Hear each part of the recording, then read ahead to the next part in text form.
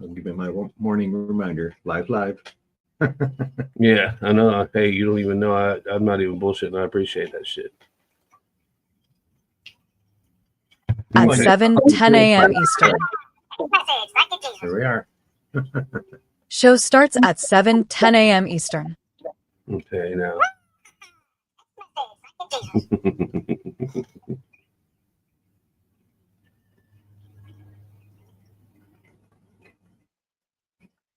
Day before yesterday, Lenny's phone fucked up. He couldn't send a message. Yesterday, mine did. It wouldn't let me send a message. Lenny went to send a message. Yesterday, mine did.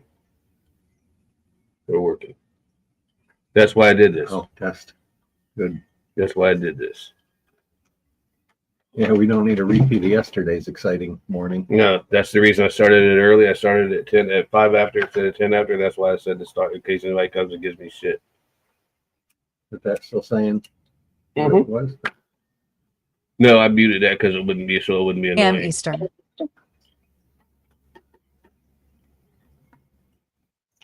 It will. TikTok says the clock. The countdown to launch. What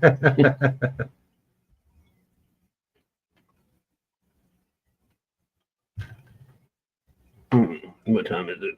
7:06. A.M. Eastern. Correct.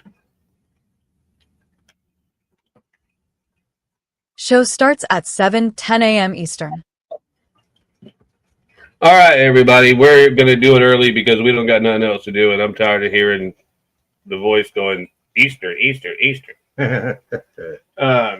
It's going to be a little bit, they say, rainy today here in Lake Placid. So bring what you're going to bring.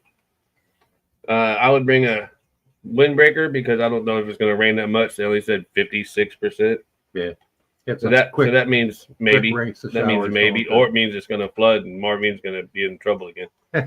All right, so we're going to get our show thing started with our intro, and I made a new one. I just don't know where the hell it's at. But here you go.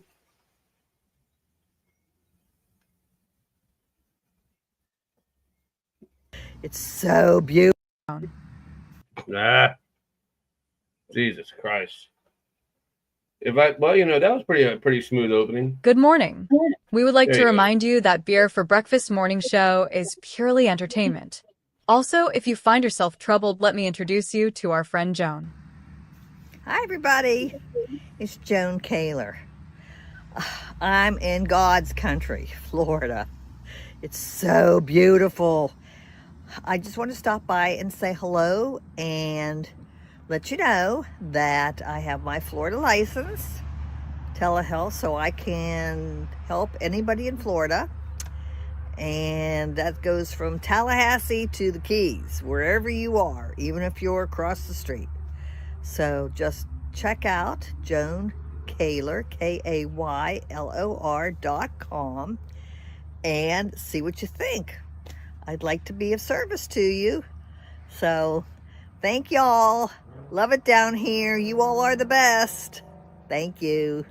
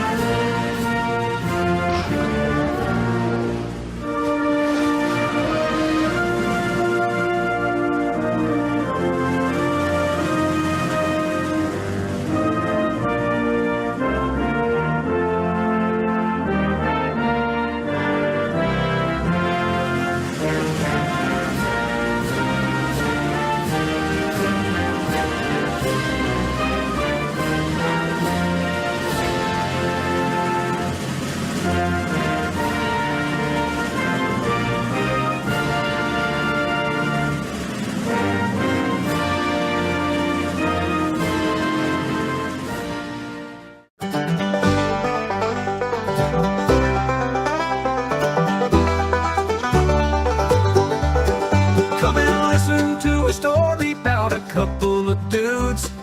Tim and Ron got a laid-back mood. Down in Lake Placid where the gators roam, they crack open beers and call you to their home.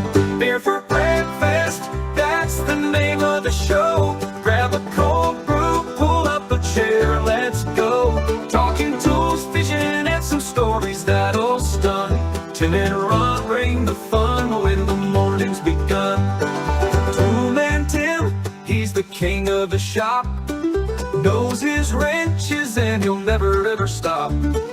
Obscure Ron's got the jokes and the charm, with a beer in his hand and a noodle catfish on his arm. It's the Beer for Breakfast morning show. Grab a cold brew, pull up a chair, let's go. Talking tools, fishing, and some stories that'll stun. Tim and Ron bring the fun when the morning's begun. They review the tools and they fix what's broke. Share hunting tips with a good old joke. From Florida swamps to the YouTube stream, these guys live every handyman's dream. So if you're wrenching, fishing, or just need a laugh, tune into these legends on their YouTube path. Crack one open, let the good times flow. It's Beer for Breakfast morning show. Beer for Breakfast, that's the name of the show. Grab a cold brew, pull up a chair, let's go.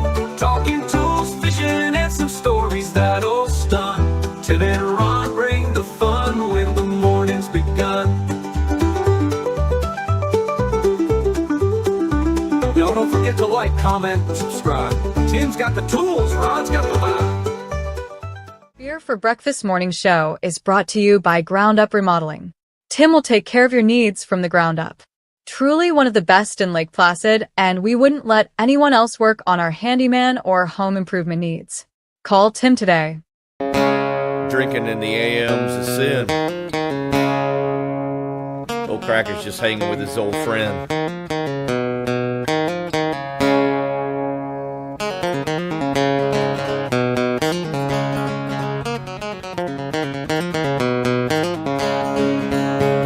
Beer for breakfast, what I said. Beer for breakfast, make it two. Pop that top, pop that top, pop that top again. Pop that top, pop that top, pop that top again. Everybody, welcome to the Beer for Breakfast morning show with the Lake Placid legend, Toolman Tim, and me, the obscure Ron, and I like to keep it that way. We're coming to you live and local from the Obscure Destinations Studios in Lake Placid, Florida. Come and get it!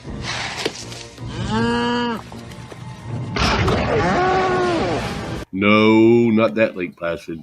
Stick around, have fun, laugh while you can, and remember to like and subscribe and tell your friends about us. There's a place where the caladiums bloom, where the sunsets paint the sky in hues. Lake Placid's calling a quiet tune, with a heart so warm you'll never lose. Lake Placid, Florida, my sweet escape. Emerald walls and crystal lakes, where the air smells like dreams in the making, and every step feels like a homecoming.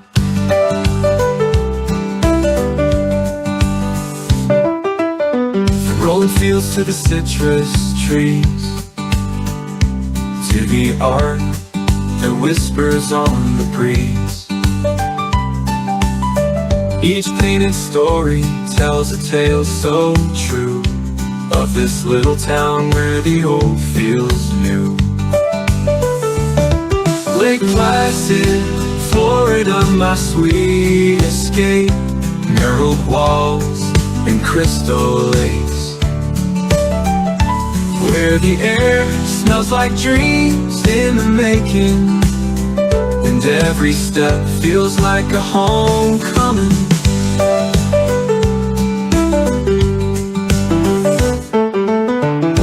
Oh, the stars shine brighter here. In this haven, life feels clear with every ripple on the water's face.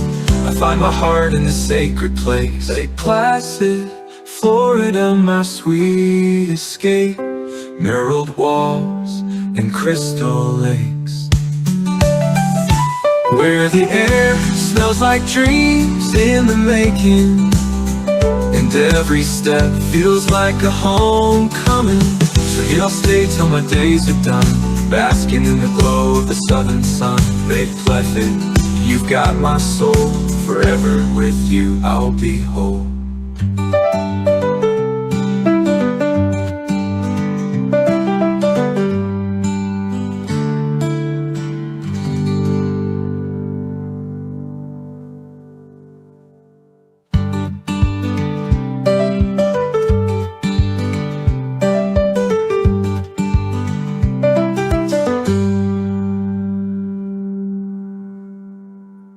Good morning, Lake Placid. Hey. I'm here with Toolman Tim, the legend of Lake Placid. Tim, it's your time to do that thing you do. Hold on. Oh, no. Go ahead. I hope they can hear us. There it is. Let's see. Double check this monkey. Can you hear me? Go ahead. I hope they can hear us. They can hear us. Yay. Woo! So far, so good. We're doing a lot better than we were yesterday. I learned how to tip, or not tip. What do you call that? What do you call it? Sound check. Sound check. There you go. Sound check. I'm telling y'all, we're new at this. I mean, yes, we are. Yeah, we don't do the typical testing one, tested two. No. We just go, can you hear me now? Can you hear me? Can you hear me? Can you hear me now? Because our producer ran out yesterday like a mad woman. I can't hear you guys. I can't hear you guys. I can see you, but I can't hear but you. I mean, but you know what's so funny is we were talking 10 minutes. She could have told us 10 minutes before that. But I'm not here to. It's like right after you run out of gas. The light should have came on sooner. You know, why don't trucks and cars have a reserve like a motorcycle? You know? When my light comes on, I've got about 22 miles left on the fuel. So if you're not like totally oblivious to your vehicle, some people are. They'll drive around at night and they don't even realize none of their dashes lit up. How do you check your speed? How do you keep an eye on your water temperature? They don't. They're just staring straight ahead into the fog. And I've got a Toyota, so it doesn't have oil pressure. It just has lights. It has a thermostat. It's all idiot lights. It has a thermostat and a tachometer or tachometer. You know that thing. Yeah. Rib. That thing that says 5,000. That Opel GT I had, the speedometer went up to 130 miles an hour, and it didn't even redline until 7. Oh yeah, those little ones. They whine. And it, when it comes from the factory with a 6-pack of Weber's, it's a little bitty. And when Buick bought it, that's when they ruined it. But when it was still a German car, oh, they were badass. Little baby Corvettes, we called them. Yeah, they kind of did resemble them. They looked exactly like a little Corvette, except they had that bubble on the hood. Right. I think they got some of their design cues from the Corvette. Bro, oh, you think? Yeah, just like 80%. I think they put it in the microwave and shrunk it. Yeah. But they had this thing for the lights. The dryer circuit one more time. Really? You had to shove that little handle to open the lights, and so the lights would flip open. And then almost everyone you find that's broken, I know how to fix it. Ooh. And it's very easy to fix, but it's very hard to fix at the same time. Probably a hard spot to get to, but yeah, it's hard to get to, and it's like linkage for a transmission. You just put a shackle in there and weld that shackle, and because at the weakest point it always breaks, so it's always going to break on an elbow. Yeah, and I just would tack weld that on there, and you can weld. I can weld. That's why I can't see. That's what you think. Yeah, he welded long before the invention of the helmet. Well, I wore a helmet, but I would always start everything. And you put your hand up like, I'm not looking, but you're still looking. Everybody that I've seen weld does that. They got the helmet tipped up. They get the thing smoking. And then you flop your head down. You flop your head down and then weld. Because you can't see with the helmet down to start. Well, on these new ones, though, have you seen these new welding shields? shields? The new ones, it's like sunglasses until you hit it, and then they go black. Yeah, that's which is a great invention because you can see where you're at. That's pussy welding. I ain't welding. Well, somebody's got to come up with it. That's when they started letting women weld. No offense, ladies. Yeah. Let them burn their bras. Next thing you know, they're wanting us to wear safety equipment. That's where OSHA came from. Yeah. Two broads started taking the old man to the hospital. Two women started. They used to be called oh shit, and they couldn't use that, so they said oh shot. Two women on the same job site keep having to take their husbands to the hospital. They said, we got to start something to stop this shit. These men will do everything. We're like, we're just trying to buy you that car, honey. We don't give them an orange helmet. That'll save their life. Yeah, really. Yeah, get them a helmet. That little freaking construction helmet. The only thing that would stop is like if pebbles fell from the sky, and it better not fall high, or a finishing nail fell off the rafter. That's about the only thing. I don't know. I've had my ass saved with some military helmets before, but they're a bit different than an average. Are they? Construction helmet. Yeah, a construction helmet's nothing but a plastic cereal bowl on your head. But it's got that springy thing. Well, that's just to make it comfortable. Oh, yeah, because I bet if something did hit, it would rip that skin right off that little head. Oh, yeah. The helmet, you could step on them and crack them. Oh, really? Oh, yeah, they're nothing. I thought they were more manly. They're not like a football helmet where you could run into a semi. Hey, man, you run into that wall with a construction helmet and you're going to die. I was in middle school in La Vista, Nebraska. That was the first time. Every time that I changed schools, the football coach said, "You big cracker boy, you need to go play football." Mm-hmm. Well, in Omaha, I was actually in a little town called La Vista. My football coach just tossed everyone a helmet, and I never heard this phrase in my life, and I've used it ever since. But he said, "Is there a problem, Smith?" And I said, "My helmet don't fit." He goes, "What you want me to do? Eat plastic and shit one?" And I backed up and I looked at my friend Kirk, my best friend Kirk, and I said, "Can you do that?" This motherfucker's not fitting on my head. It's like, man, if he could pull that off. Well, you talk about birthing a baby. You'll have the only brown helmet, though. No, I would. But if it would have fit, it would have, man, are you kidding? That shit hurt my ears. My ears felt like fire the whole time I had it on. Two sizes too small. And then, so I went home. It was small. Then I went home and told my mom I'm quitting football. Mama said, "You ain't quitting shit. You ain't quitting shit. Tough it up, boy. You ain't no. We will not raise a quitter." So that's why I still drink. Because Mama taught you I best. promised my mother I wouldn't be a quitter, and she taught you the best way to do it. Yes, she did. But when I told her, I said, the coach told me, was he supposed to eat shit and eat plastic and shit one?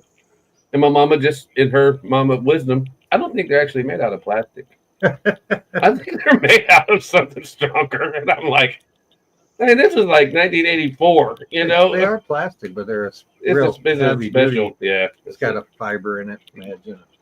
Yeah, but you see these new ones? Now they got like an impact pad in the top of them so they don't get concussion so bad. The same with motorcycle helmets, the new ones. And I've always bought Shoei. On my motorcycles, I had Shoei helmets. I had those. Full face. Mm-hmm. And you know why? Because I've done like this with the full face on, my head's weaving back and forth because I can see the bug coming at me at 70. And it would hit that thing, and I have shattered more than one face shield. But then again, I did have a GSX-R 750. So. I wanted the 1100, but my ass wouldn't hold it up. I didn't have enough ass to hold it up. I can't remember the brand name of the helmet I had, but it was like my favorite helmet. It was good looking too. You'd put the shield up, like if you're stopped at the light, having a smoke quick, and as you accelerated, the helmet shield would come down like part way, and then when you hit like 30, it would snap in. Wow! Automatically. It was great. That Shoei wasn't like that. No, they weren't, but they were well-built helmets. Yeah, well, There's a lot of motocross guys that like them. Bell used to be top shit. Yeah, I mean, and I think they still are, really. It's because they were the first ones that actually got it certified that it was safe, not just a pretty thing on your head. Is that it? Yeah, they had certification that it was a safety helmet, not just like not really going to do nothing. So tell me about that chili you cooked. Oh, that was a last minute throw it together. It was good. I had to borrow an onion. I didn't put everything I normally put in it, but it came out pretty good. Tasted great. Yeah. What did you put in it though? Oh, there was couple of pounds of burger, a pretty good size onion. Let's see, lots of spices, garlic, salt, pepper. Salt, pepper? Yeah, salt and pepper. There was something else I put in there. Oh, chili powder. I got. Yeah, it definitely had that, but that heat. Yeah, I like to buy those packets of chili powder stuff. Me too. And then I always doll them up with more. Oh, hell yeah. Because they even can say hot, and they're not hot enough. No, see, when I came out here and I tasted it, and I was coughing, I thought I swallowed it wrong. I just think it's something I swallow fast. And and some sugar. I like put a little sugar to take the acid out of the tomato. You will never do that. You will never do that in the Texas chili cook-off. By the way, me and Tim are willing to host a chili cook-off, and I will let our wives be the judges. And both of our wives, probably, I don't know about his wife. I like her, but I'm pretty sure that she wouldn't lie for me and Tim. And I know my wife wouldn't lie because my wife's afraid of going to hell, so my wife won't lie. That's the only problem I have with my wife. She won't even. I already got reservations. I ain't afraid. My wife said. I ain't scared. My wife said, "Tell Tim I tasted the chili, but don't lie to him and tell him that I ate it because that shit was too hot." And I said, "Well, you can just tell me." I would have thought she'd like hot. She does like hot, but she likes special hot. She wants to hit it on the front of her mouth. Oh, this is a sneak up. Yeah, chili. And that's what had me coughing, because I didn't think about it. But then I had another spoonful when I went back in. Yeah, when you hit number 2. And I'm over here coughing again like a chain smoker, like I'm not. And I'm like, so you know. Yeah, it's a sneak up your ass chili. I want to go ahead and say this really quick. I don't want to say it. I'm going to play it. Don't spray it, play it. I don't want to spray it. But I want this to be known. I want you guys to know, because we need to get some action here going on in our little chat. And we actually do things for free. Watch. To inform the locals about your yard sale, garage sale, or anything along those lines, just drop a note in our chat while we're live or leave a message in the comments here on YouTube.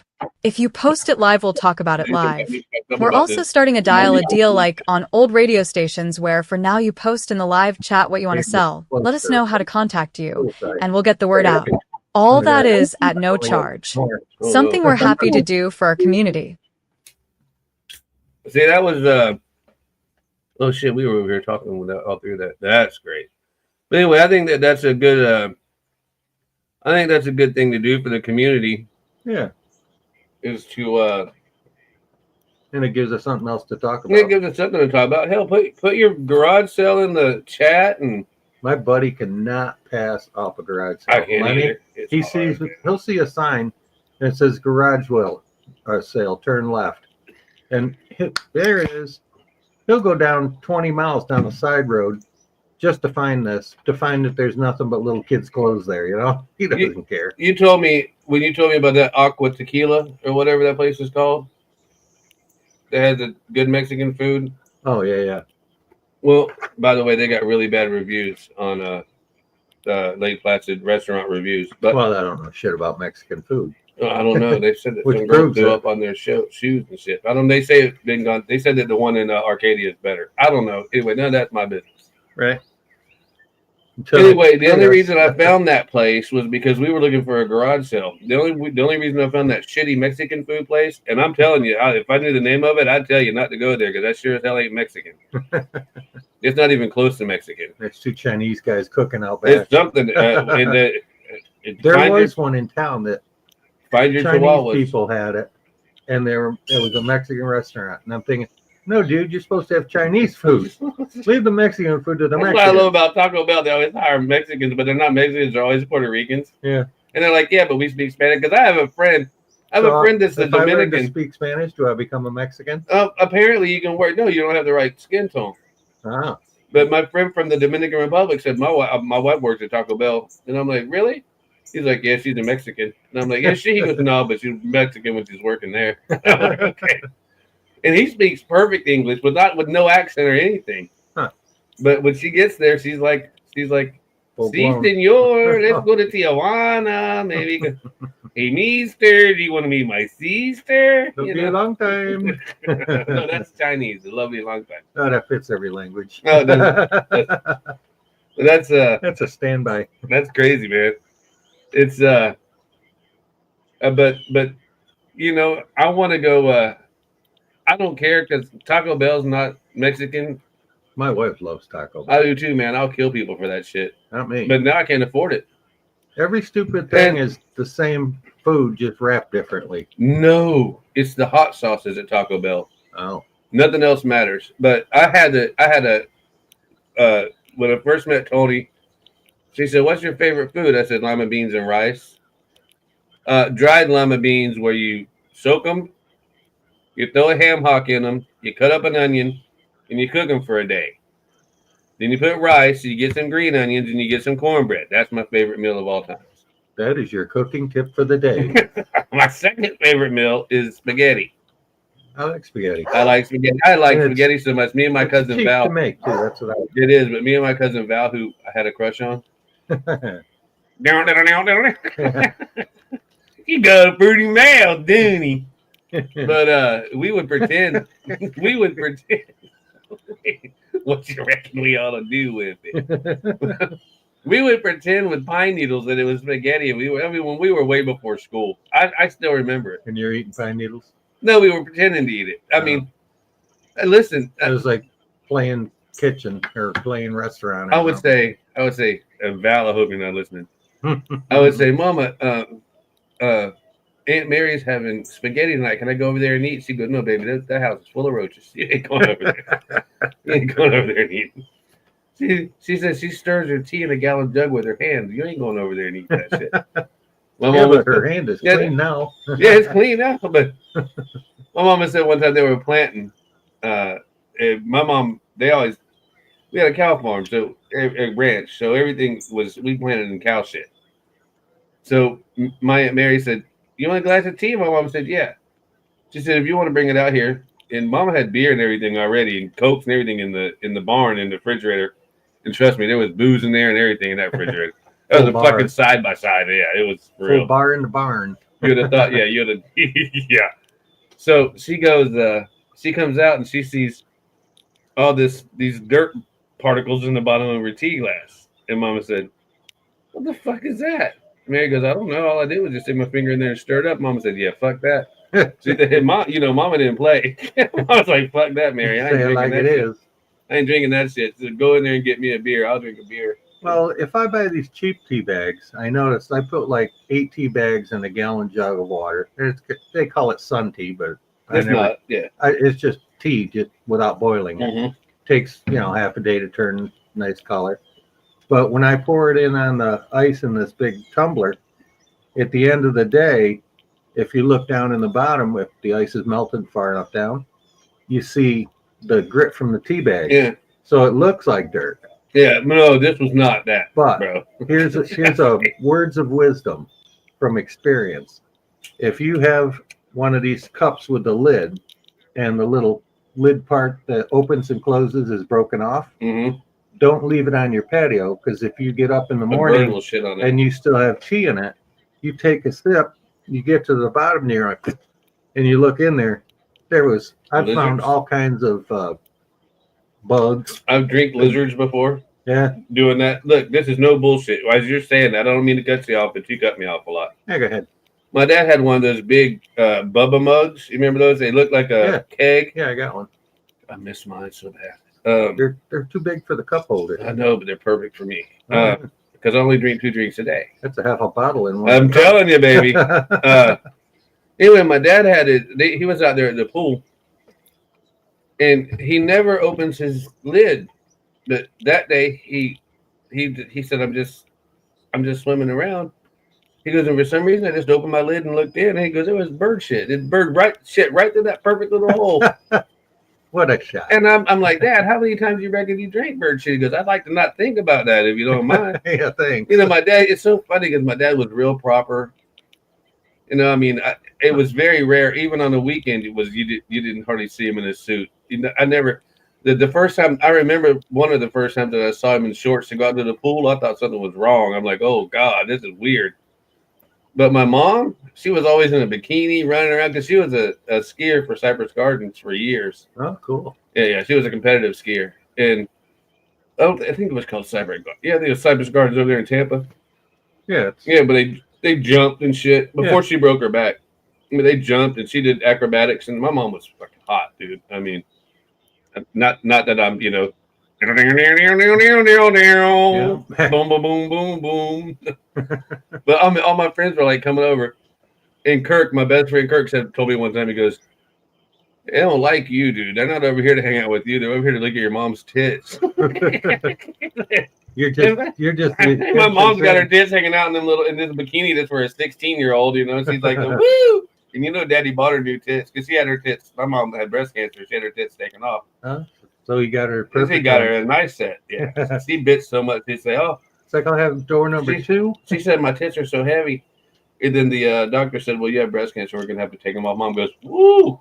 And she had giant, fucking like triple goddamn dumb D's and shit. Mom had big tits. Natural boobies, huh? Yeah, you could. I mean, even when she had with her top on, as little as like just covered the nipple. Yeah. She had like these dairy cow veins running through them and shit. They were just too big, and it hurt her back. And this was after she broke her back. I've known people that have had breast reductions because there's such a strain on Mama their had back. a massive breast reduction. They took them both all off, of it. And Dad was like, pick a set, honey. Pick a set. And that was back. We'll go instead of car shop. We're going. And Mom's like this. These were only $1,500. Do they feel real? Everybody in the truck's up like, well, I don't know. Let me check. Maybe feel all right. All your buddies are lining up. I'll let you know, ma'am. All my friends are like, your mom is so hot. And I'm like, dude, it's my mom. They're like, yeah, but she's hot and she's drunk, I think. I'm like, yeah, she's probably high too. And mom is You're gonna go all in. Mama don't fuck around. She would go into this. She would go into these bars, and she would go ahead and call Dad. Like if something was going to happen, if something like there was going to be a fight, and Mama would fight a man just like she'll fight a woman. She didn't. If the man, she would call Dad and she'd say, "There's going to be something going on in about 10 minutes," and she gonna be part of it. Yeah, so you might want to come. And Dad's over here going, son of a bitch. So here's my dad, and my dad is praying the whole way. I mean, yeah, he was a Teamsters Union guy, and yeah, he's probably got bodies. A couple skeletons in the closet. He's got a couple real ones saying, yeah, that's probably why no one will sell our property. They're afraid someone's going to find shit that they shouldn't find. If you go and put in a new swimming pool, you're going to find 7 or 8 bodies. Oh no, when we would dig arrowheads when I was a kid. And my dad would say, don't dig over there now. Yeah, stay away from that garden. corner. Y'all dig over that way. Go by the Indian mounds. The burial mounds is the best place. Yeah, what do you mean, Daddy? That ain't got no garden over there. He said, well, I'm regrowing the grass. That's grass. But we literally have burial mounds on the property. Indian Seminole. Well, it's not Seminole. Whatever brand they are. No, they weren't brands. They were Paleolithic. Tribes or what? Well, I'm just saying brand of Indian. Caveman. Oh. Yeah, this was way before. This was way before the Indians. It was before the Chinese came over here and decided that they were Native Americans. I give them credit. They were here first. And they pulled it off. They were here first. Well, the Clovis people, this is something we can talk about. The Clovis people were here first. They were white Europeans, and it's proven that they were here first because we find these white people in the tar pits all along the east coast of Florida. But I don't want to get into that right now. Yes, I do, but I won't. We're just touching on the edge. We're just touching on the edge. Now, I don't know how true this is, but I heard that Columbus was not the first one to discover America. Are you shitting me? He's the only one who put his flag in and said, look what I found. Okay, let me explain something to you. There were people here long before him. Tony is going to laugh so hard when she hears this. But I'm not too breaking that subject. My dad, we had Columbus Day in school. I think my second grade teacher got here before Columbus. She was old. We had Columbus Day in school. My dad said, y'all don't got school today? I said, no, we go tomorrow. Today's Monday. It's Columbus Day. Dad says, fuck Columbus. And I'm like, what? I said, Dad, he discovered America. That's just what they tell you. My dad said, Leif Erikson, son. Leif Erikson. He was a singer. No, that was Leif Garrett. Oh, close. Leif Erikson was a Viking. He was here long before Columbus was here. what Columbus discovered was Jamaica. And then here's what Columbus did. He knew that there was an equinox coming, right? Right. So these Jamaicans were going to eat his ass. They were going to kill all them people, right? They're like the Haitians up in Ohio with the dogs and cats. Right. They saw this fresh white meat, and they're like, yeah, good. Oh, lawman, get the Bob Marley joint, and let's go ahead and have us a barbecue with the white guy. No entree. So he says, I'll tell you what, if you don't eat me, then I will only make it go dark for half a day. If you do eat me, it'll stay dark. Then it'll stay dark. And so they said, okay. So they waited. And it actually worked. And it went dark for half a day, and then it started sunlight, and they were like, Jesus Christ, this guy's a god. Yeah, hey, let's give him a throne. They're like, yeah. But that's what he discovered. He discovered the Virgin Islands. He didn't discover America. But nobody discovered it. Ponce de Leon was here. But I think Ponce de Leon came after that one. But he was the one who landed Florida. Who? Ponce de Leon. Yeah.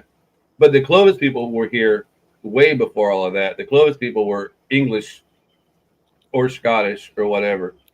They say that the first people in the world were from East Africa or somewhere in Africa.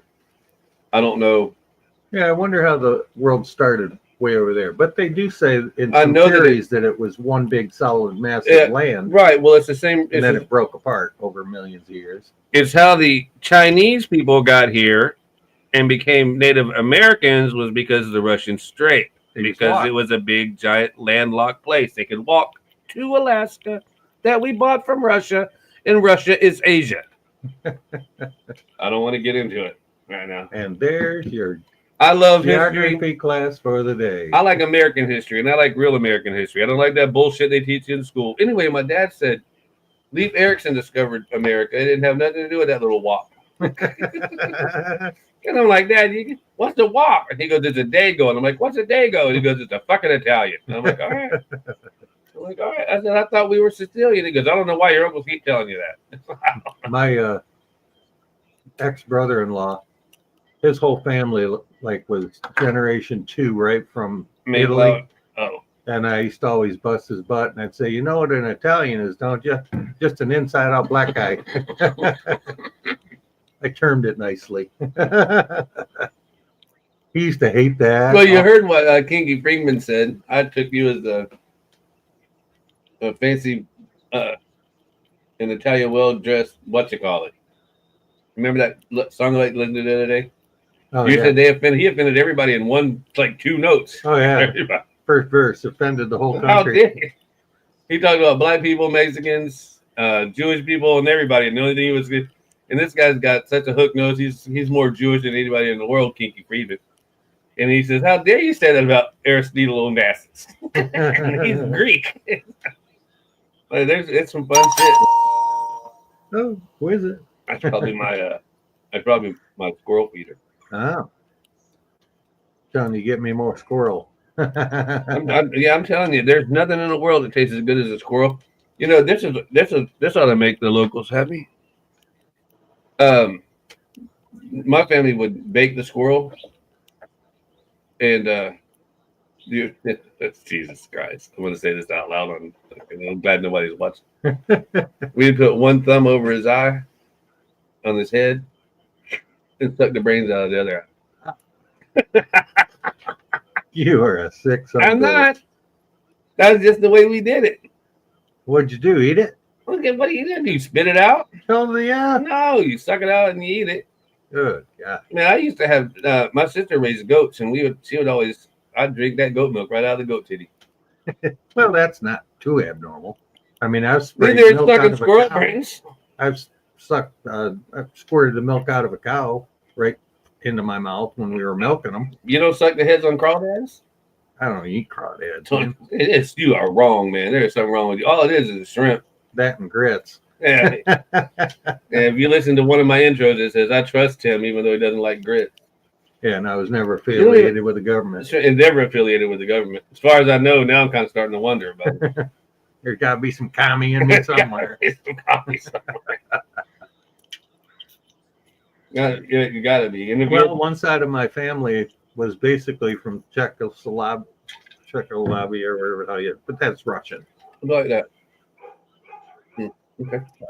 I'll just check those. Everybody I've ever known from Czechoslovakia has like a golf ball right there. Right there. I mean, right there. I said, my friend, I told you one time about him, Mike and Gene Stemper up in Omaha. They still have a muscle right above that spot too. I don't know where that went. Yeah. But when they were little kids, they would always go, "This is how you tell if you're Czechoslovakian," and they would do that, and he would just this golf ball, this little golf ball would was pop it like up. The bone or a tendon? No, it was a muscle. It was a weird muscle. And then their granddad would come over and go bang, and then I said one time, "That's just your family. There's some kind of retarded gene in your family." Yeah, you got a deformity, son. You can say words like retarded when I was a kid. Yeah, no, you just say Democrat. Right. Happy Hump Day, Trump Day, baby.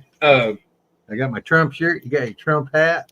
And we're just. I got my Trump blood, but how come he never used the term "play the Trump card"? What a gimme!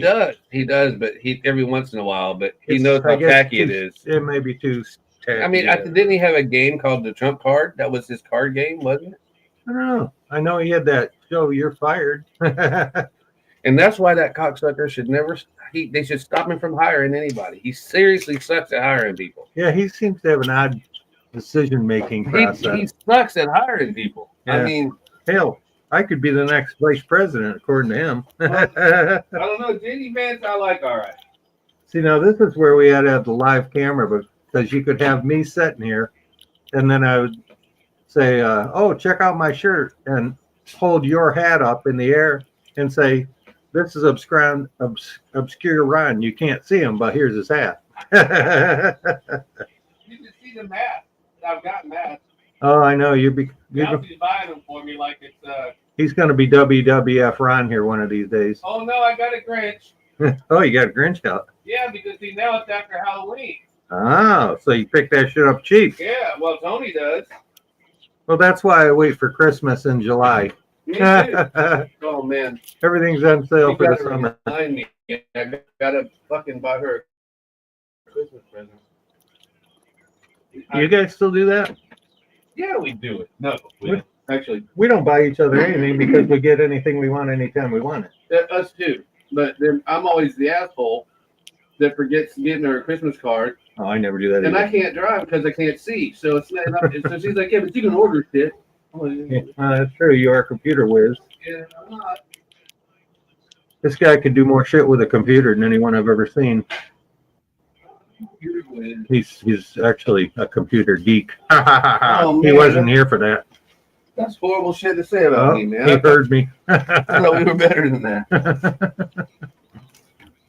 It's not like I reformat every weekend. I haven't even tried this one on yet. Oh, there's a real Grinchy hat. Oh, I got and a Santa hat too. I got shit for you. Hold on, smart ass. She got something for you too. So you little. Oh, she even got the green hair all the way around. This was. That's a styling. Yeah, this one was on sale. She don't mind spending it when it's my money. So. But it's Christmas. Yeah, that's probably a $50 mask. Huh. Yeah, it's pretty lifelike. If there were a Grinch. I'm waiting for my face to deform and look like the Grinch because it's that time of year for me. I used to love Christmas, but that's you. I got my reindeer headband. Cool. Yeah, I got the hat. But see, they already got a hat, so you get the hat and the reindeer ears. Yeah, we had Santa hats like out the ass, but we don't take out any of the Christmas stuff anymore. If you want to put Christmas decorations up, you just go in that shed. There's about 6 bins that are labeled Christmas shit. And man, and they probably say Christmas. They do. They say Christmas shit. And there's a bunch of them. I love you. No homo. There's about 10,000 lights, and there's all kinds of crap to put on the walls and doors and magnets stick on for those, what do you call it, where they stick to your glass window. Static magnets or something. The only kid I got is dead, so I ain't doing Christmas too much. Hold on. Oh man, you can actually see out of it. Does it look all right? Oh yeah. You look simply irresistible. Don't I though? Is that? You can even see the screen through that thing, huh? That's pretty good. No, obviously I can. Oh, I'll do my hat. No, hold on. I gotta. To inform the locals about your yard sale, garage sale, or anything along those lines, just drop a note in our chat while we're live or leave a More. Okay. Okay, this is Oh, there we are. Hey there. Merry Christmas. Merry Christmas, bitches.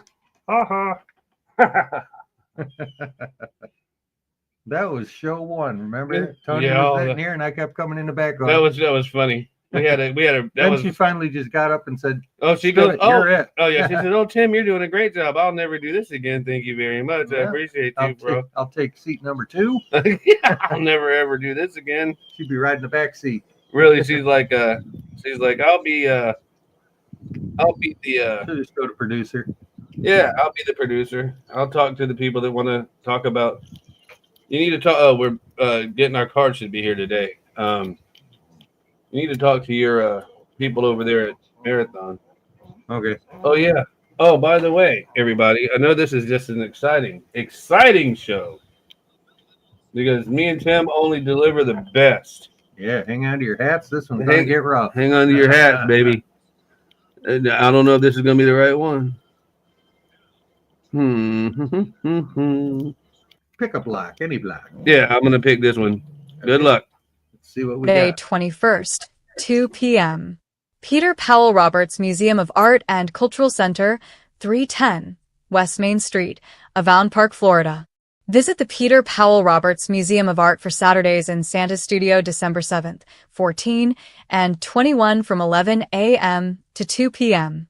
Meet the artists and shop for unique items, all inside our beautiful museum gallery, surrounded by the incredible art of Peter Powell Roberts. Shopping also available during regular museum hours in December. Next, we have the Placid Lodge number 282 Mary Market. Supports Miracle League. December 14th, 2024. 9 a.m. to noon. Placid Lodge. 103 North Main Avenue. Lake Placid, Florida. Photos with Santa. Bake sale. Craft Salak. Portion of proceeds will go to the Miracle League for Highlands County.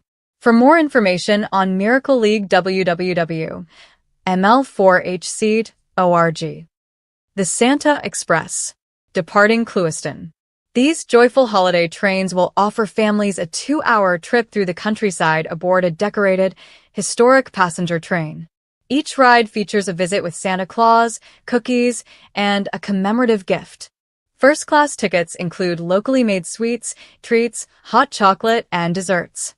Trains depart at 11 a.m., 2 p.m., and 5 p.m. Ticket prices.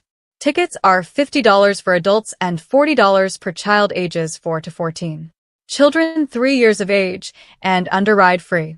First-class 4 top table seats for families are available for $250 and first-class lounge, 18 and over. Seats are $85 per person.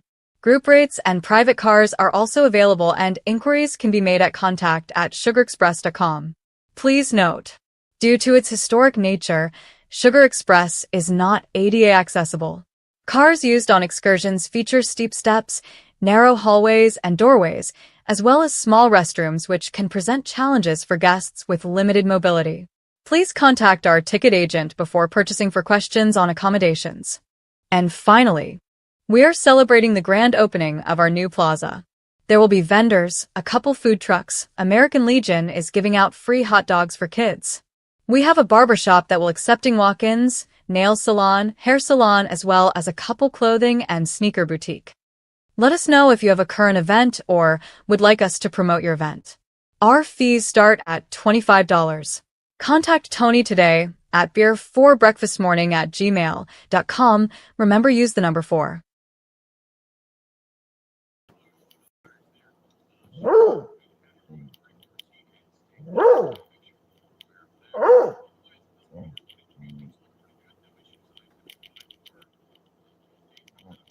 Remember, it's beer the number 4 breakfast morning. Beer for breakfast morning at gmail.com. And you know, we're just doing that thing we do. I don't know. And what's that for? If they want to advertise, or if they want to advertise, or if they want to advertise. Oh, one of those. Yeah. If you want to, if you want to contact me, you can't. That's why we have producers. It has been made painfully aware to me since I was about 20 years old that publicly and socially I'm unapproachable. Apparently, I have this forever mean look, and then Tim's wife says that I dress sloppy. Where the hell did you come up with that? She said all my clothes are too big. Well, that's good. I mean, you were bigger. No, it's because my wife just looked at it as extra large. That's great. Yeah, I'll take two. He may be fat. He might grow this month. Well, you got to have something to grow into. My weight fluctuates, dude. I'm like a chick on the rag. It's like down, up and down. Yeah, you're retaining water. I do retain water. You're not fat. You're just big boned. You did say that, Jody. Yes, you did. You said you like to wear clothes that are too big. Yes, you did. He makes this shit up for me too. I don't make this shit up. I just don't recall saying Well, that. because she gave me that shirt from that guy, or those shirts from that guy that moved. Oh, tomato head stuff. And I said, well, why don't you give them to Tim? She says, oh, they're too big for Tim. And I'm like, Jesus Christ, Tim's like, he's like 18 feet taller than I am. What the hell? She goes, yeah, but you like your stuff sloppy. Except for she didn't say sloppy. Well, no, you just said I like them too big. I remember. You can't fuck with my memory, Jody. She likes to sneak those thoughts in. Yeah, you can't get me. You can't get me. She said, you like your stuff baggy. You didn't say sloppy. You said baggy. I just threw that in there because I knew it'd probably piss you off, and I figured Tim would pay for it later. That's content. He said the hell I can't. Or she said the hell I can't. I don't know what the hell. I don't want no trouble. Especially when she's that close. She's only next door. Okay then. Settle down, bitch. I wish she had my phone number because I'd have her test drive that call-in shit. Huh? Then we would lose everything because she'll be using those F words. Oh, jeez. Not her. I like her. Yeah, I don't know. Oh, my goodness. I've never heard her say the F-bomb. What does he say? Go to hell or something when she was over here or go fuck yourself. Fuck you. Yeah. When she was over here for Halloween. Right. Go fuck yourselves or some shit. Yeah. That's my girl. I like her though. She's cool. I mean, you get Tony. You see, bartenders tend to swear. The things that she says are the things that Tony wants to say. He'll wait till she gets inside. Because I'm seeing keeping up. See, here I go again. Yeah. I want to go beat that guy's ass with the boat right now again. Because Tony said, Tony. She just came in. She goes, "They'll throw you in jail for elderly abuse." I know. He's old as dirt. I know, but that's not. That doesn't. You know what? I ain't never been in jail. But if I went to jail, it would be something stupid like that. I came close. That's why you took the job as a guard as opposed to an inmate. Yeah, it's because it was one or the other, brother. Well, I'm in jail, so I'm paying my time this way. Oh, she says, I mean, just kidding. Go fuck yourself. Oh no, I don't think you're mean. Oh, I don't think you're mean. I do. She's mean as hell. I think she's pretty tough. I think don't fuck with her. She's a fucking Navy Seabee, dude. When I first met her and we moved in together, she was really jumpy. Like if she was sleeping and I was like getting up to go to work, when the new love, you always give her a kiss and leave. I'd reach over to give her a kiss and I'd catch a cross hook because she'd come right out of a sound sleep swinging. She was a wild one. When I would come home, I've learned to quick duck back. When I would come home, I would be combatant in bed, and I had problems. I mean, I'm not trying to say that I had problems. And Tony was like, so even now, I mean, it's been 30 years almost, and even now, she'll go into another room and go, "Wake up, Yeah. wake up." It's like when I come over, don't you? Yeah, right. Wake up. I don't need you losing your shit on me. Yeah, don't be unloading on me, Grady. I don't care what Grady Judd said. You're not supposed to shoot me. I live here. Yeah, I walk out to the shed. I'm always walking real quiet. I saw you last night, and I'm like, or yesterday. I was like, I put my thing up. Get out of my backyard. Yeah, that was just funny. I just do that just to be funny. Oh, I know. I was laughing. I'm like, yeah, but you got my shed. I know. I just floated over there in one of these floods. It probably did. What kind of weird shit is that? I've got this big shed that I've got that they built over here. Yeah, Dean built that thing. Have you ever tried to open that fucker? Oh, the front doorway is as much as a Volkswagen. Oh my god! I think you wanted to use it for a car lift. I think Tony says we need to put this stuff in there, and I'm like, yeah, open the door one time. You won't want to do it twice. It'll stay there. We're gonna put like those hydraulic lift arms on it. Oh, really? Yeah, like that's gonna last. Like the one that goes on the Chevette. Right. That'll work. That'll work. Yeah, that lasts. Well, you know, prop rods on a hatchback. For about 6 months, they're great until it falls down, smashes on your head when you're getting the groceries out. Just in case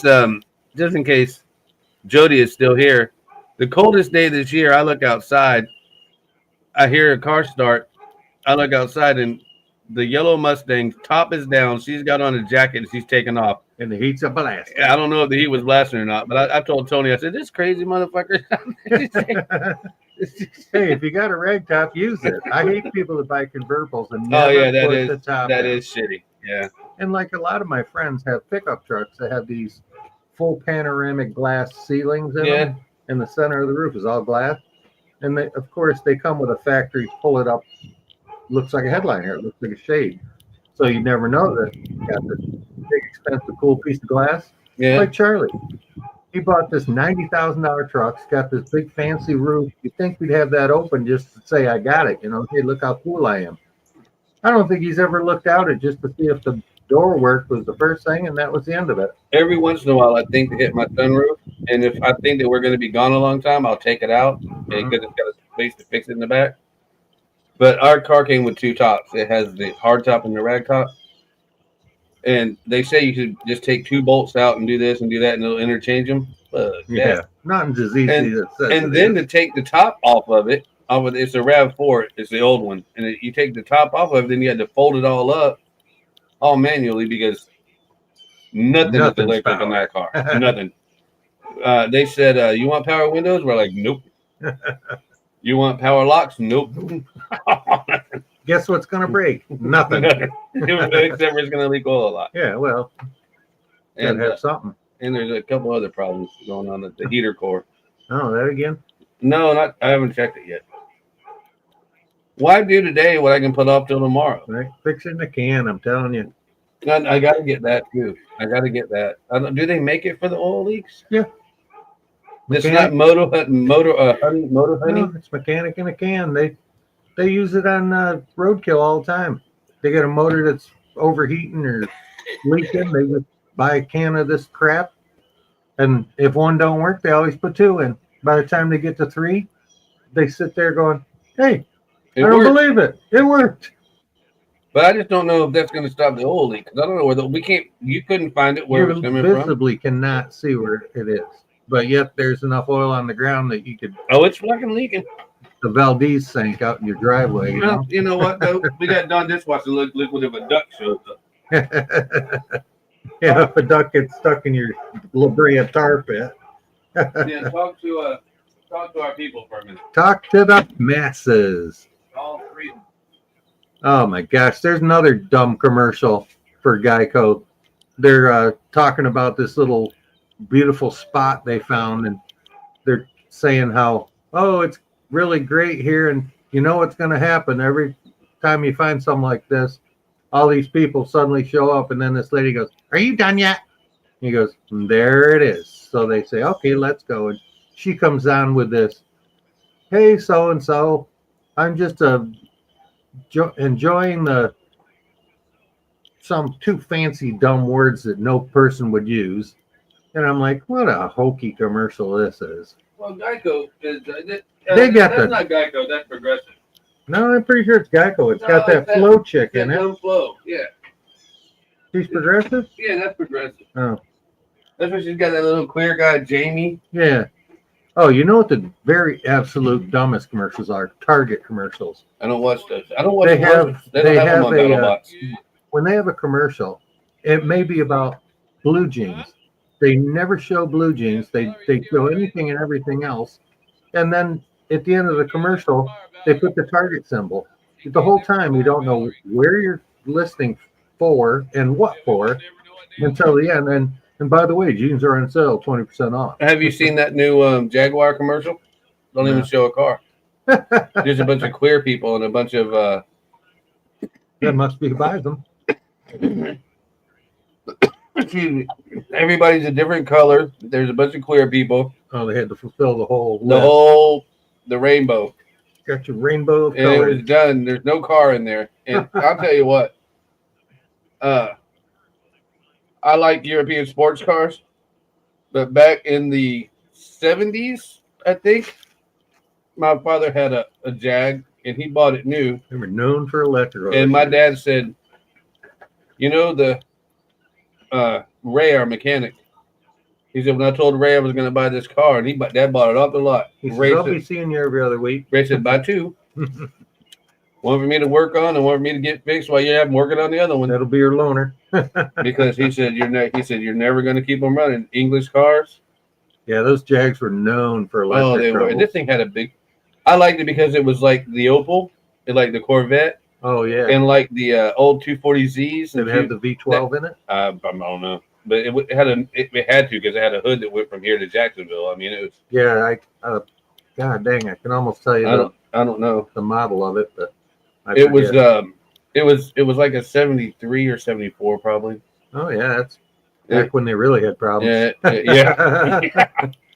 And it had a lot of motor in it, but it wasn't no good if it couldn't run. And, That's true. And it was always in the shop. Looked great on a tow truck. Yeah. That's the only way you could drive it is to sit in the driver's seat while the tow truck took it. That's when you had to get the camera out, you know. It's like, call the tow truck. I need to go to the grocery store. I'm taking the Jag, honey. Yeah. I paid back then, what, 25, 30 grand for the Jag. And I just now paid $200 for the tow truck to come pick me up. Right. Now the tow truck would cost you $5 grand. The tow truck 20 grand for your $200 fucking car. Now it's just, XKE, I think they're called.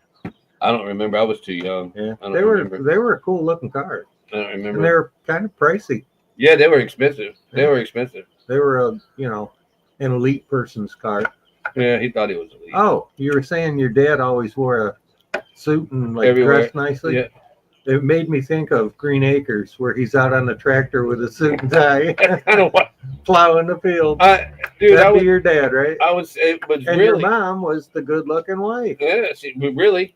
I mean, that almost was a Green Acres scenario, really, if you think about it. That was your life. Except for my mother wasn't stupid, and that chick was stupid. Oh yes, Zsa Zsa Gabor or Eva Gabor, whichever one it was. yeah, something like that. Yeah, but my mother wasn't money hungry like that. My mama was pill hungry. It costs money to keep her in happiness. My mother was not a money hungry woman. She just wanted to make sure that she had.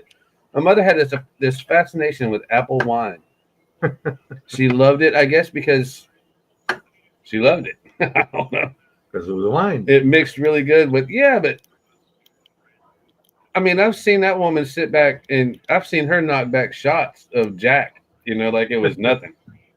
But she just sipping on a glass of she really loved apple wine. She would drink apple wine, and she had a jewelry box, and you could open up that jewelry box, and her and my sister had one too, and it was like a fucking pharmacy in there. And now I've graduated pharmacy school.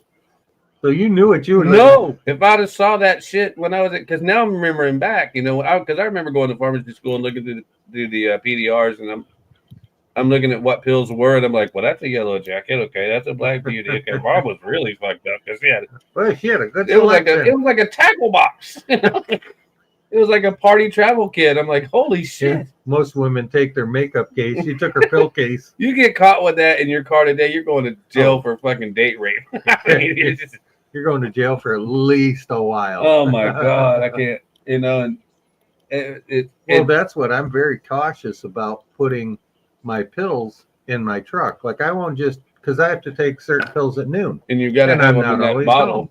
Well, I used to just throw them in like a Ziploc baggie because they were two different shapes, and I knew which one was which. So I take one of each at noon, like I'm supposed to. But then I heard about something about having pharmaceuticals, even prescription meds, in your car. You have to prove that's yours. So now I have spare bottles for everything. When it runs out, I keep the bottle. Yeah. And then put a few in the truck. And make sure that they're not out of date, because they will get you for that shit too. They will say, "Oh, this is not."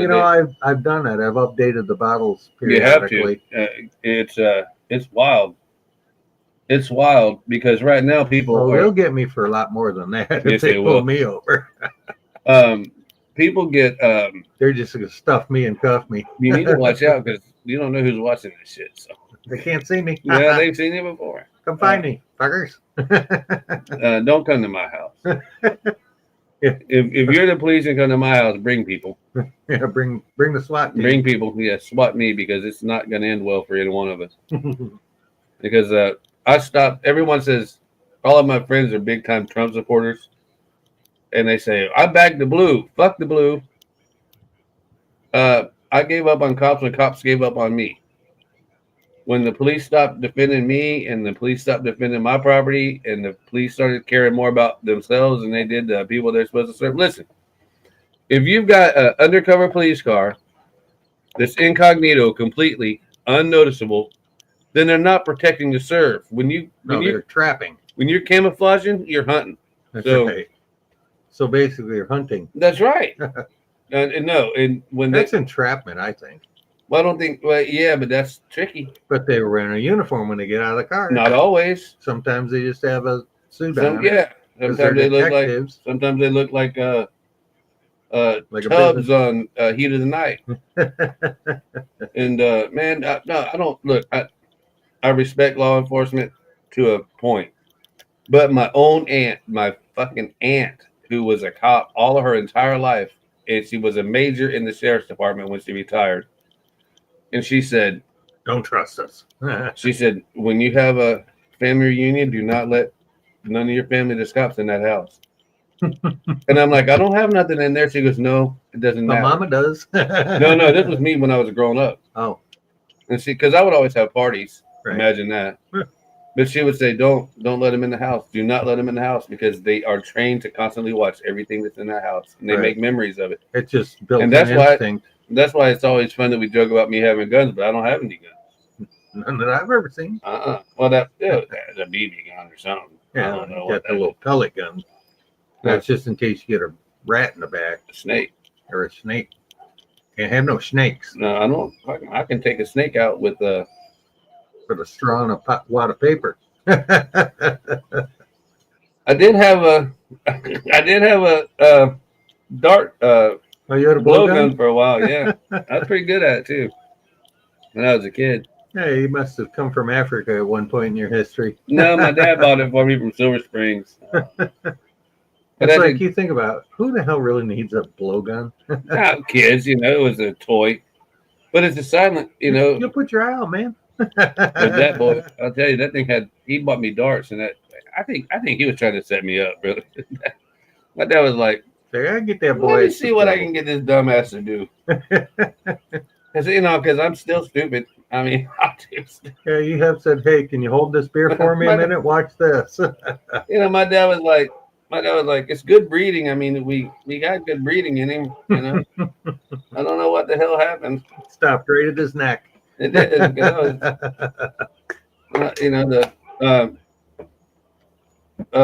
This is no joke, but my uncle, who I was named after, used to say. So your name's Uncle? No, his name was Ronald. The man from. But everybody called him Pete, so they called me Repeat.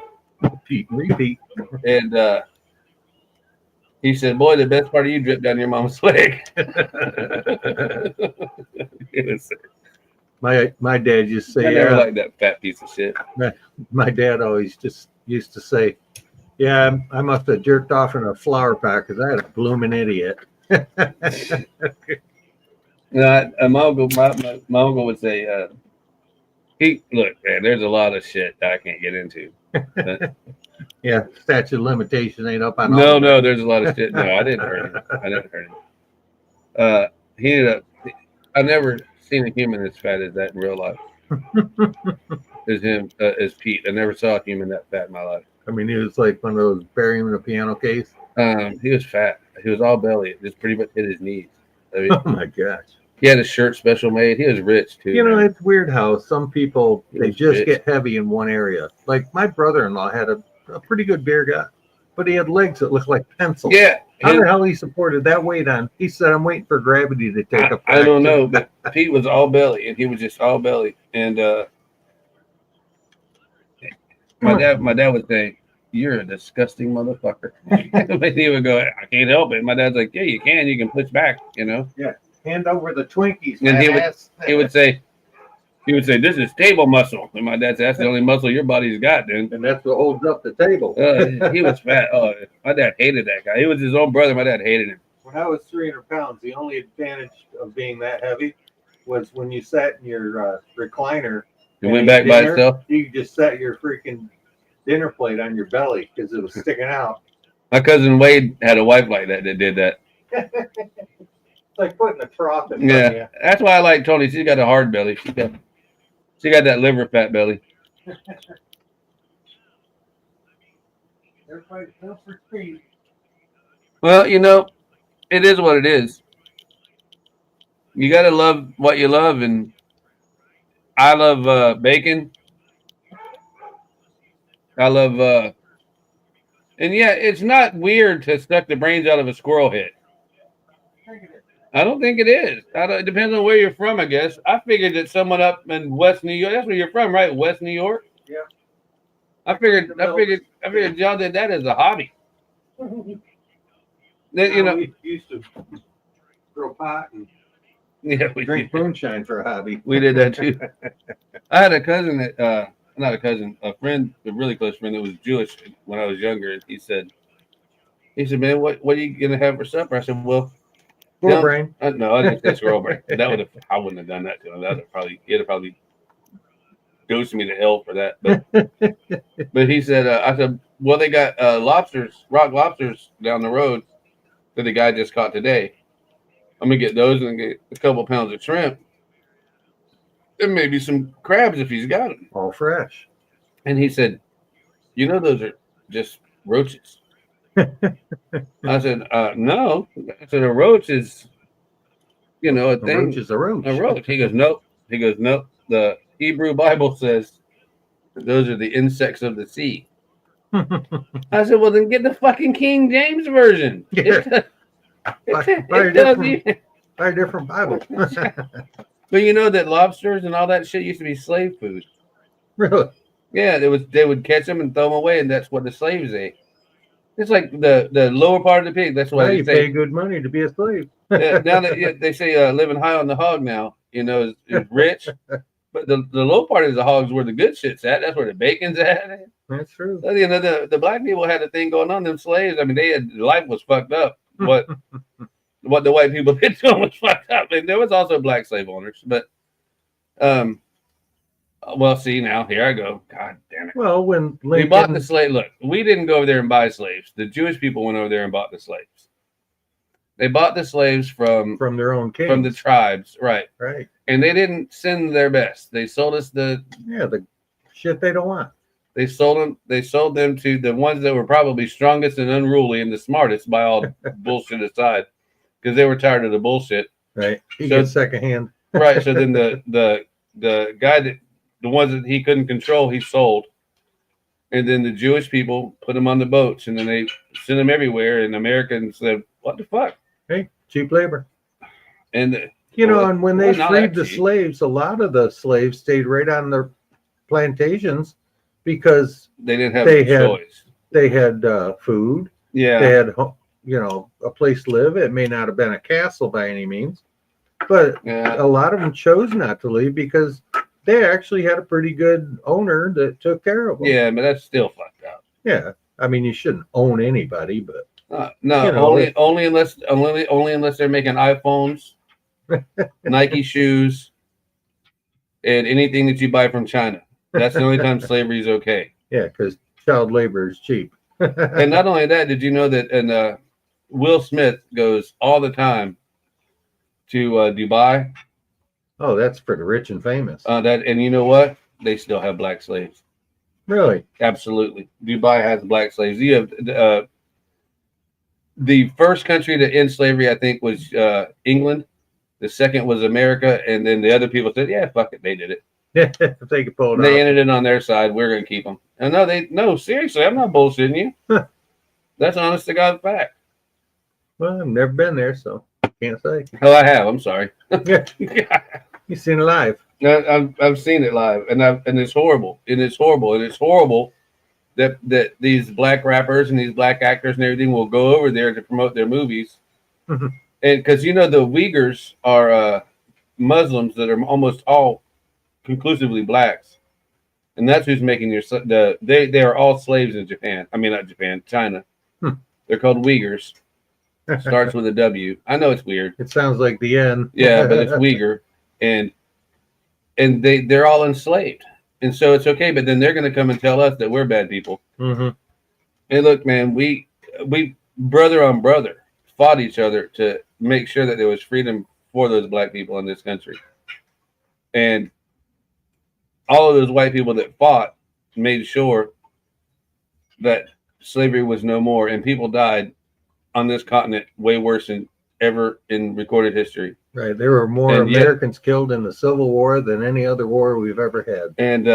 And yet we're still because called it was racist just Americans against shit. Americans. No, we're never getting monetized. After this stream, I'm gonna have to make this shit unlisted. Well, but if history scares you, then don't fucking listen. I mean, right? It's just straight up history. It's like taking down those statues of the Southern generals. Mm-hmm. They've been here for 100 freaking years. Why all of a sudden are they a problem? It's like, it's not a problem. It's just part of history. You can't change it. But you can stop it from happening again. Yeah, well, that statue's not going to start anything up. It's just a part of history. Well, and I'm not saying you don't get rid of old cars because they weren't as good as new cars. You just collect them. I don't know that I'm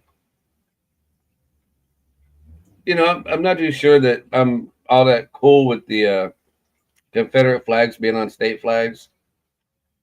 I don't know that I care that much because it's not a heartfelt thing for me. But you have to remember that there were a lot of black slaves that fought for the Confederacy too. Right. And there was a lot of black slaves that fought for it. So you can't just decide that this side is because this side won, so then nothing else matters. There's a history on both sides. Right. And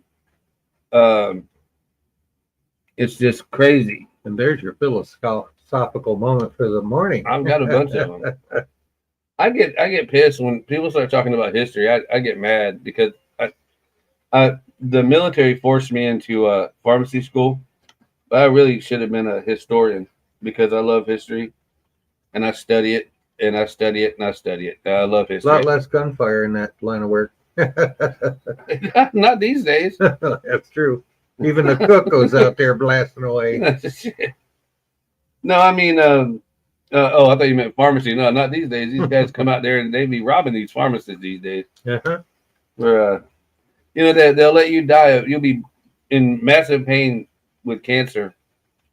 And they'll be like, oh, well, I can only give you 2 days worth of OxyContin. Yeah.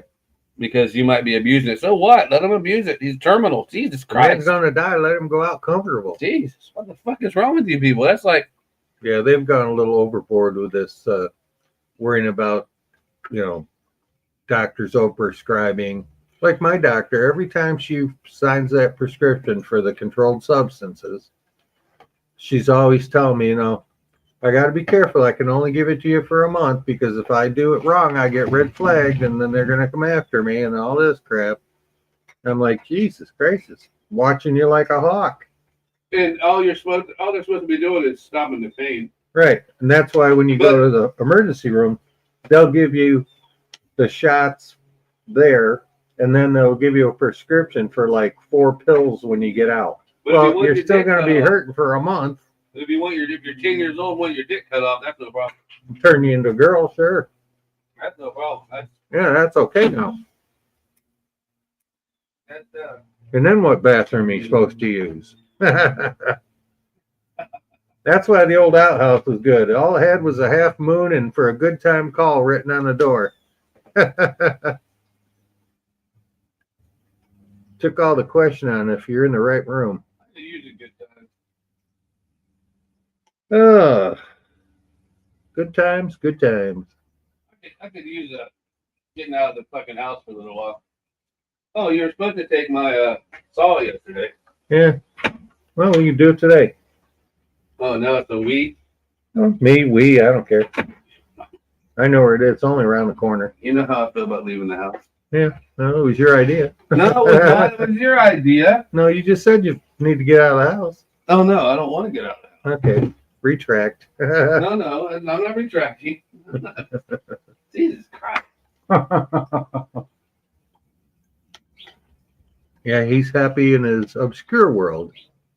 He lets the real world just move on around him, which is a good thing. A lot less stress.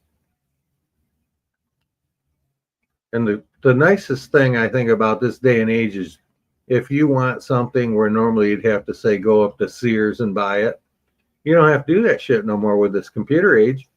You just tell your wife, go on and get me this tool or that shirt, and it comes to your door within a day or two. I love that shopping way that things have gone because I'm not one to float around a store for hours. Unless, of course, it's the tool aisle. I could spend the family fortune in that department.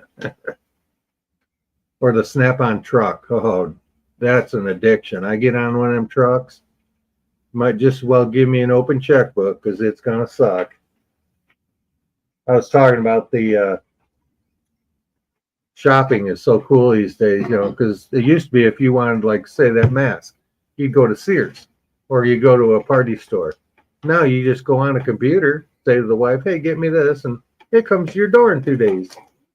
So it's almost, fish food. So it's almost like you never have to leave the house. Except for now. And you can even have groceries delivered to you. Not here. Yeah, my wife does it all the time. Yeah, but you ever tried to tip your wife? I tip her every day. She takes all the money that I try to hide. Oh, that big YouTube money we're making. Oh yeah, I can't believe it. I'm going to buy a Mercedes tomorrow. I can't believe you haven't already. You were joking around when I was watching her Mustang a few days ago. You were saying, hell, you got damn near $100,000 worth of automobiles in that driveway. I'm not kidding, you do. And I got thinking about it. I'm thinking, well, let's see, that was this much new, and the truck was that much new. It was right about 80,000. Yeah, it's about 100 grand in your driveway, and I got like I got like $85. And I still go to the same place as you do. I'm not, and I would buy a new car, but I think it would break Tony's heart. I think it would break your heart because you don't like opening that wallet. It would break my heart, brother. I'm telling you, I'd be like, "Oh, are you sure?" You're the kind of guy when you open your wallet, moths fly out. No, they don't. But it's only because I keep it tight. I sit on it so much. I think that's why men put their wallet in the back pocket. It's harder to reach. If you're sitting on it, you can't just pull it out of your pocket when you're sleeping. I'll tell you a secret. That hopefully nobody's watching. I'll tell you a secret that my dad taught me, that they taught him in the Marines, I think during the Korean War. Probably because he was a Korean in Vietnam. He said, if you ever notice, most of the time, anything that I do with my left hand. Even when I type on here, sometimes one-handed, I do it with my left hand. I keep my wallet in my left side. When I had Copenhagen, I kept it in my left pocket. That's so your shooting hand is always free? No, because it tells people that you're around, that you're left-handed. Ah. And then you jack them up with that right. And you beat the shit out of them when you're right. That's what my dad said. And they never, They never taught me that in Marine boot camp, but Dad said they taught him that in Marine boot camp. Yeah, it's one of those things you observe, but you don't realize it right at the same time. So it registers in your brain. Oh, I saw the coolest crap at this art museum that's up near Tampa. When you look at this piece of art hanging on a wall from the front, it looked like one of those big parrot birds with the multiple colors and long flowing tail. And if you walked around the side of it, it's made out of like multiple layers of stuff. And from the side, it's like Barbie dolls and little trucks. And but from the front, it looked just like a bird. Oh, from the cool. side, it looked like it didn't look like a bird at all. It looked like a bunch of like little dolls and crap. I did an art one time, an art piece that was like an illusion. Well, I did an art piece one time that was, what is that, 2 feet? 2 by 4. It was about 2 by 4. It was big. Maybe 3 by 4. It was a typical frame for a picture. Oh, like a not like my picture. Big ship, but yeah. And what I did was I cut all the same flowers out of all the same magazines, and I glued them, and it was a 3D picture. And if you stood back 5 feet, it looked like it was oil painting, and I've done oil paintings too. It looked like an oil painting. It was the prettiest thing. I'll be damned. Yeah, and then the wife that I didn't get along with, she decided she wanted it more. I was going to say, needless to say, that went in the divorce. Don't they all? Don't they? It didn't. Oh, that was crazy. The only thing I got from the divorce was child payment. She said, "I don't want any child support." I said, "Awesome." But I want everything else. No, then all of a sudden I get a oh no, because she got everything. Yeah. Then all of a sudden I get a phone call from my gunny, the guy in charge ahead of me, and he says, "Hey," Sarge. I'm like, "What's up?" He goes, "She got you." She put the lien on your paycheck. What do they call it? An allotment. They gave you an allotment. Well, that sucks. So $300 every month is going out. That was back then. And right. $300 every month is going out. And I'm like, all right. Yeah, what are you going to do, right? Well, I'll tell you what you do. I said, okay, no problem. I called her and I said, all right, so here's how this is going to work. I'm going to get him every weekend. I'm going to do whatever I want every weekend. And if you need shoes, you buying that shit. You're getting all the money. Everything that if I have to feed him at McDonald's, you paying for that shit. All that shit. If that's the way you want to play this, because I would buy him clothes. Because I could go get him from the Navy Exchange on the Marine base. If you got to give her enough to support him 100%, then she damn well will support him 100%. Damn right. I'm not boy. You want to see a state that will screw the guy in a divorce over child support? New York. Oh, any state these days. New York State is the worst. A guy always loses his ass. Oh yeah, we're pissing people off. And if you have a female judge, don't call her the C word. That's don't good never advice. Call a woman a C word. Well, when you're very upset and you're having a phone conference 1,400 miles away, and the ex-wife's lying about everything, and you have no way to defend yourself because the female judge is taking the female side. They do that. I was sitting there listening to this shit with a drink. That was mistake one. And I said to her, I says, you know what? You're as big a you-know-what as my wife. Oh, boy. And I went from $700 a week to $1,400 a week immediately. And see, that should be illegal. I mean, that should be illegal. Well, you pissed the judge off. But that's not the point. That's like if a guy's holding a gun and says, put your hands up, maybe you ought to. And then figure out what to do next. And I'm that dumb guy that's going to shoot me, motherfucker. And see, I don't know. I've never really been in that position. Oh, she always just told me I'm never going to ask for child support, and she never did. The lawyer did. But what she did, though, she came up and was straight about it later. She said I just had to do that to secure a loan, and everything was cool. Huh. So I mean, so it was just that. She didn't give it back. Oh no, but I didn't have to. She took care of it, But we had when we got divorced, it was like this.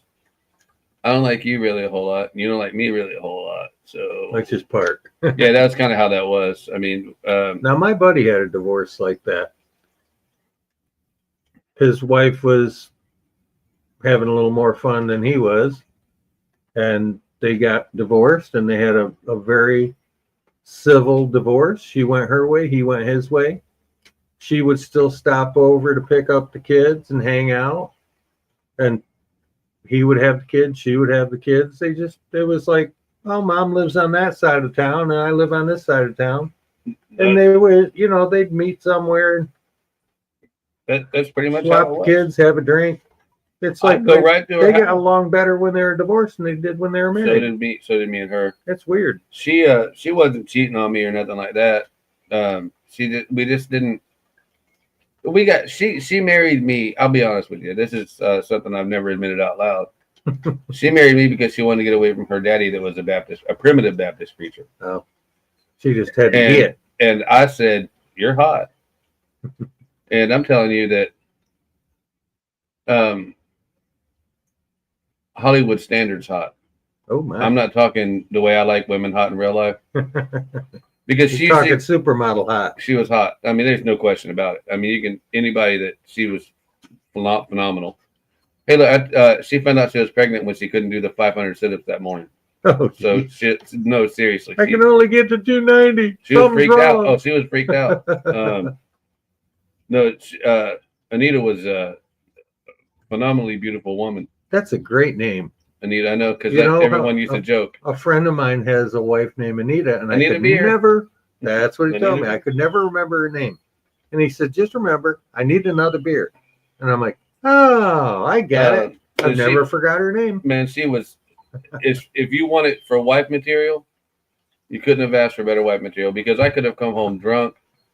I could have come home with 17 guys in the back of the truck, and she'd start cooking. I mean, straight up. But it just didn't work for me. And you can't buy that kind of woman anymore. No, I don't think you can. I think once you bring them to America and they get Americanized. Oh yeah. Well, that's like these guys. They like to marry these girls from Vietnam or Oriental girls. I don't trust those guys. And they have basically a built-in subservient wife. Yeah, until they learn American ways. They start interacting with the American women who go, oh, you don't have to put up with that. You ever hear that Eddie Murphy joke? No. Eddie Murphy says that. He goes, man, I got all this money. I'm doing all these movies. He had just finished Raw, which is one of my favorite Eddie Murphy things. And they said, man, you need to go to Africa and get you a bush bitch, get you a bush woman. A bush bitch. He goes, I can see it now, the headlines. Murphy marries bush bitch. He goes, and then you know what happens? He goes, I bring her home. I show her my beautiful home, my beautiful house. She's happy. Everything is beautiful. And say, clean it. And then the lady next door comes over. And that's the end of it. And she starts teaching her things. And she goes, next thing you know, she goes, Eddie, I'm not happy, Eddie. This is not my house. Eddie, get out. I want half, Eddie. Yeah. Give me half and you move out. Give me half, Eddie. I'll take the whole half. He said as soon as he gets Americanized, the whole thing's fucked up. Yeah. But no, Anita was a spectacular wife. You couldn't have asked for a better wife. Actually, I'm very happy with my wife. I mean, she's a little rough on the edges occasionally. I met my first one. I don't mean this one. Keeps me straight. Oh, I like your wife. I think your wife is cool as shit. She is cool. But I don't have to live with her.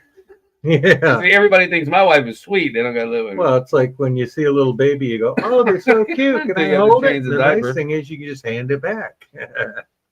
With a wife, it's for life. We apologize for this show. We're going to call it over. We're going to call it over because we're already in probably trouble. So yeah, life's a beach. Yeah, well, fuck it. All right, peace out. Calendars for Saturday. Peace out. Peace out. I'll get there in a minute. That the click you're looking? Nope. No, that ain't what I'm looking for. They review. Hey, what I'm looking for. So That ain't what I'm beautiful. looking for. Oh, God. I don't want to. Too many boxes. I don't want to check. piss her off. Right? I like her. God, I forget that we got sponsors. Let's see. Oh, the bear on the log. That's cute. Or the gator on The the log. gator. That's the bluegrass. Tony loves this one. I like it.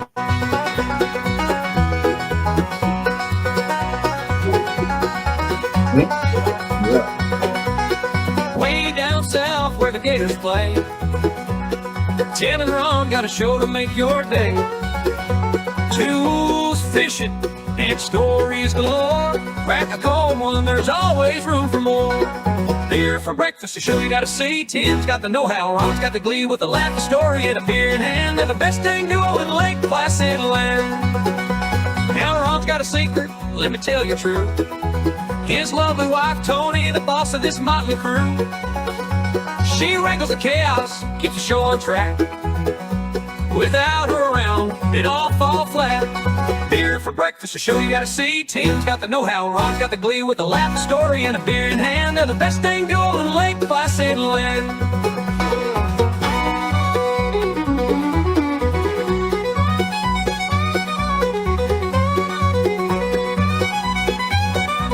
Now Ron's got a secret, let me tell you true. His lovely wife Tony, the boss of this motley crew. She wrangles the chaos, keeps the show on track. Without her around, it all fall flat. Beer for breakfast, a show you gotta see. Tim's got the know-how, Ron's got the glee with a laugh, a story, and a beer in hand. They're the best thing duo in Lake Placid land. Tim's in the shop with his tools and his plans. Ron's on the mic with jokes and tall spans. Behind the scenes, she's the queen of the lot. Keeping these boys in line takes all she's got. From hunting, fishing, to fixing your ride. Tune in each morning for a fun-filled guide. Grab your coffee or a brew, it's time to begin. Beer for breakfast, where the legends check in. Beer for breakfast, a show you gotta see. Tim's got the know-how, Ron's got the glee with the boosters magic and the fans online. It's a morning show that's mighty fine. Now don't forget Ron's wife Tony keeps him looking sharp, so y'all behave yourselves out there.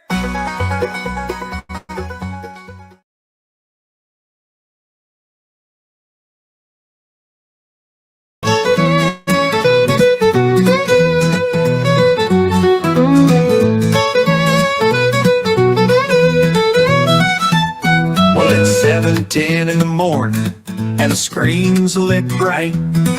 Two guys from Lake Placid, they're the start of your daylight. Tim's got the tools and Ron's got the tales, talking wrenches, fishing rods, and beer by the pails. It's the beer for breakfast, the only way to go. With two-man Tim and obscure Ron, you know you'll love the show.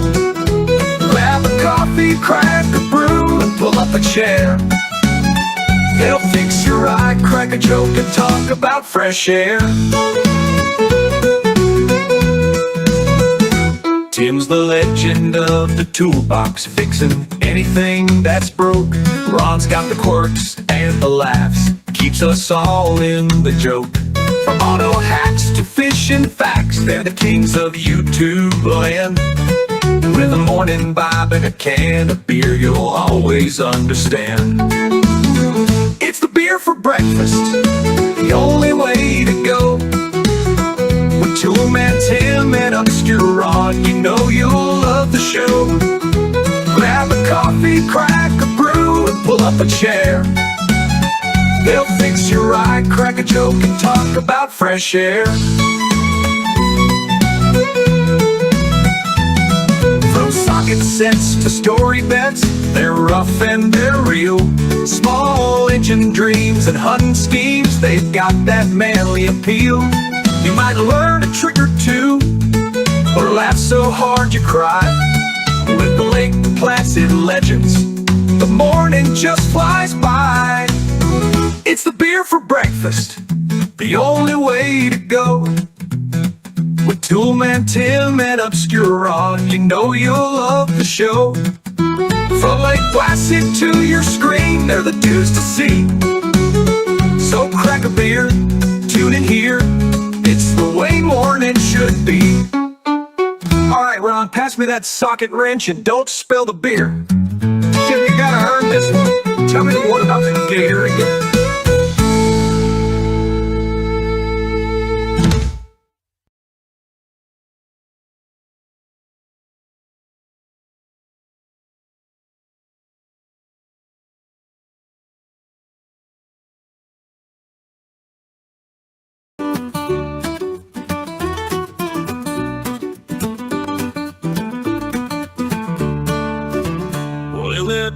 7:10 in the morning, and the screen's lit bright. Two guys from Lake Placid, they're the start of your daylight. Tim's got the tools, and Ron's got the tails. Talking wrenches, fishing rods, and beer by the pails. It's the Beer for Breakfast morning show. Toolman Tim and Upscure Ron, you follow along as we go. Grab a coffee, crack a brew, and pull up a stool. They'll fix your ride, crack a joke, and act a fool. Tim's the legend of the toolbox, fixing anything that's broke. Ron's got the quirks and the laughs, keeps us all in the joke. From auto hacks to fishing facts, they're the kings of YouTube land, with a morning vibe and a can of beer, one for each hand. It's the Beer for Breakfast, the only way to go. Toolman Tim and Upscure Ron, you know you'll love the show.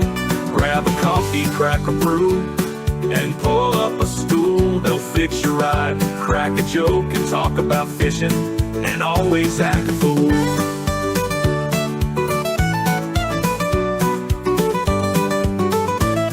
From socket sets to story bets, they're rough, and they're real. Small engine dreams and hunting schemes, they've got that manly appeal. You might learn a trick or two, or laugh so hard you cry. With the Lake Placid legends, the morning just flies by. It's the Beer for Breakfast, the only way to go. Toolman Tim and Upscure Ron, you know you'll love the show. From Lake Placid to your screen, they're the dudes to see. So crack a beer, tune in here, it's the way mornings should be. Alright, Ron, pass me that socket wrench, and don't spill the beer. Tim, you gotta earn this one. Tell me the one about the gator again.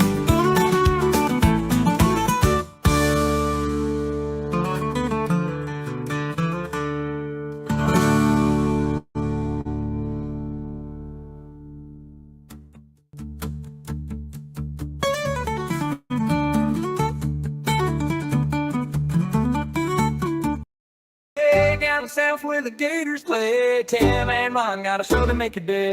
Tools, fishing, and stories galore. Crack a cold one, there's always room for more. Beer for breakfast, the show you gotta see. Tim's got the know-how, Ron's got the plea. With a laugh, a story, and a beer in hand, they're the best dang duo in Lake Placid land. Now Ron's got a secret, let me tell you true. His lovely wife's the boss of this motley crew. She wrangles the chaos, keeps the show on track. Without her around, it all falls flat.